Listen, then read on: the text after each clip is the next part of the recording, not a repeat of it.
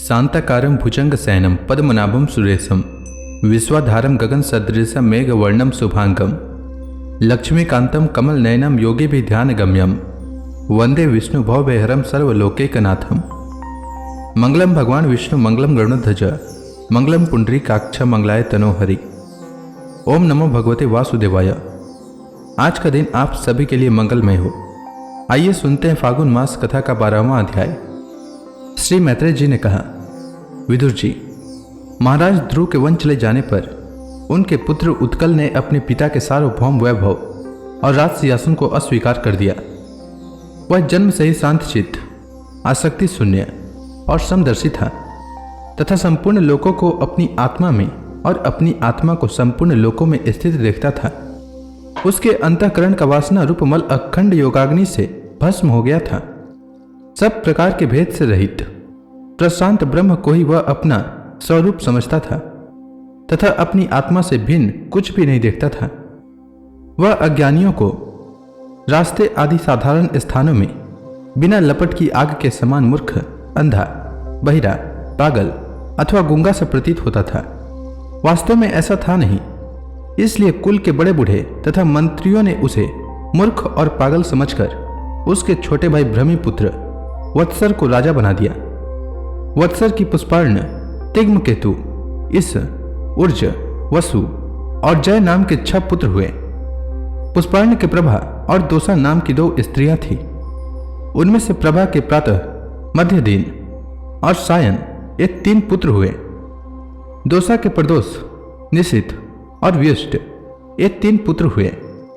व्युष्ट ने अपनी भार्या पुष्करणी से सर्वतेजा नाम का पुत्र उत्पन्न किया। उसकी पत्नी आकुति से चक्षु नामक पुत्र हुआ। चाक्षुष मनवंतर में वही मनु हुआ। चक्षु मनु की स्त्री नडवाल से पुरु, कुत्स, त्रित, द्युम्न, सत्यवान, रित, व्रत, अग्निष्टोम, अतिरात्र, प्रद्युम्न, सीबी और उल्मुख ये 12 सत्वगुणी बालक उत्पन्न हुए। इनमें उल्मुख ने अपनी पत्नी पुष्करणी से अंग, सुमना, ख्याति, क्रतु, अंगिरा और गय ये 6 उत्तम पुत्र उत्पन्न किए।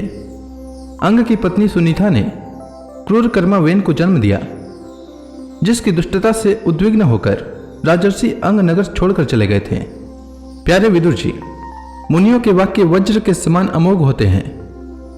उन्होंने कुपित होकर वेन को शाप दिया और जब वो मर गया तब कोई राजा न होने के कारण लोक में लुटेरों के द्वारा प्रजा को बहुत कष्ट होने लगा। यह देखकर उन्होंने वेन की दाहिनी भुजा का मंथन किया, जिससे भगवान विष्णु के अंशावतार आदि सम्राट महाराज पृथु प्रकट हुए। विदुर जी ने पूछा, ब्राह्मण, महाराज अंग तो बड़े शीलवान, साधु स्वभाव, ब्राह्मण भक्त और महात्मा थे। उनके वेन जैसा दुष्ट पुत्र कैसे हुआ, जिसके कारण दुखी होकर उन्हें नगर छोड़ना पड़ा? ब्राह्मण, आप भूत भविष्य की बातें जानने वालों में सर्वश्रेष्ठ हैं, इसलिए आप मुझे सुनीता के पुत्र वेन की सब करतूतें सुनाइए। मैं आपका श्रद्धालु भक्त हूं। श्री मैत्रेय जी ने कहा, विदुर जी, एक बार राजर्षि अंग ने अश्वमेध महायज्ञ का अनुष्ठान किया। उसमें वेदवादी ब्राह्मणों के आवाहन करने पर भी देवता लोग अपना भाग लेने नहीं आए। तब ऋत्विजों ने विस्मित होकर यजमान अंग से कहा, राजन, हम आहुतियों के रूप में आपका जो घृत आदि पदार्थ हवन कर रहे हैं उसे देवता लोग स्वीकार नहीं करते। ऋत्विजों की बात सुनकर यजमान अंग बहुत उदास हुआ। तब उन्होंने पूछा, सदस्यों, देवता लोग आवाहन करने पर भी यज्ञ में नहीं आ रहे हैं और न सोमपत्र ही ग्रहण कर रहे हैं। आप बतलाइए, मुझसे ऐसा क्या अपराध हुआ है? सदस्यों ने कहा, राजन, इस जन्म में तो आपसे तनिक भी अपराध नहीं हुआ है। हाँ, पूर्व जन्म का एक अपराध अवश्य है, जिसके कारण आप ऐसे सर्वगुण संपन्न होने पर भी पुत्रहीन हैं। यदि आप पुत्र की कामना से यज्ञ करेंगे तो भगवान यज्ञेश्वर आपको अवश्य पुत्र प्रदान करेंगे। जब संतान के लिए साक्षात यज्ञ पुरुष श्रीहरि का आह्वान किया जाएगा तब देवता लोग स्वयं ही अपना अपना यज्ञ भाग ग्रहण करेंगे। इसके बाद यज्ञ हुआ। यज्ञ के पश्चात राजा को एक पुत्र हुआ। वह बालक बाल्य अवस्था से ही अधर्म किया करता था। वह दुष्ट वेन धनुष बाण चढ़ाकर वन में जाता और व्याध के समान बेचारे भोले भाले हिरणों की हत्या करता। उसे देखते ही पूर्वासी लोग वेन आया ऐसा कहकर पुकार उठते। वह ऐसा क्रूर और निर्दयी था कि मैदान में खेलते हुए अपनी बराबरी के बालकों को पशुओं की भांति बलात् मार डालता। वेन की ऐसी दुष्ट प्रवृत्ति देखकर महाराज अंग ने उसे तरह तरह से सुधारने की चेष्टा की, परंतु वे उसे सुमार्ग पर लाने में समर्थ न हुए। इससे उन्हें बड़ा ही दुख हुआ। वे मन ही मन कहने लगे, जिन गृहस्थों के पुत्र नहीं हैं, उन्होंने अवश्य ही पूर्व जन्म में श्रीहरि की आराधना की होगी। इसी से उन्हें कुपुत की करतूतों से होने वाले असह्य क्लेश नहीं सहने पड़ते, जिसकी करनी से माता पिता का सारा सुयश मिट्टी में मिल जाए, उन्हें अधर्म का भागी होना पड़े, सबसे विरोध हो जाए, कभी न छूटने वाली चिंता मोल लेनी पड़े और घर भी दुखदायी हो जाए।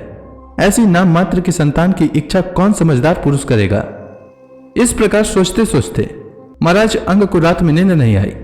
उनका चित्त गृहस्थ से विरक्त हो गया। वे आधी रात के समय बिछौने से उठे। इस समय वेन की माता नींद में बेसुध पड़ी थी। राजा ने सबका मोह छोड़ दिया और उसी समय किसी को भी मालूम न हो, इस प्रकार चुपचाप उस महान ऐश्वर्य से भरे राजमहल से निकलकर वन को चल दिए। महाराज विरक्त होकर घर से निकल गए हैं, यह जानकर सभी प्रजाजन, पुरोहित, मंत्री और सुहृदगण आदि अत्यंत शोकाकुल होकर पृथ्वी पर उनकी खोज करने लगे। जब उन्हें अपने स्वामी का कहीं भी पता न लगा, तब वे निराश होकर नगर में लौट आए और वहां जो मुनिजन एकत्रित हुए थे, उन्हें यथावत प्रणाम करके उन्होंने आंखों में आंसू भरकर महाराज के न मिलने का वृतांत सुनाया। तो इसी के साथ यह अध्याय समाप्त हुआ। इसके आगे की कथा में वेन ने क्या किया, यह मैं कल के अध्याय में सुनाऊंगा। तब तक के लिए भगवान हरि का नाम लेते रहें। तो प्रेम से बोलिए भगवान विष्णु की जय, श्री कृष्ण भगवान की जय, समस्त देवी देवताओं की जय।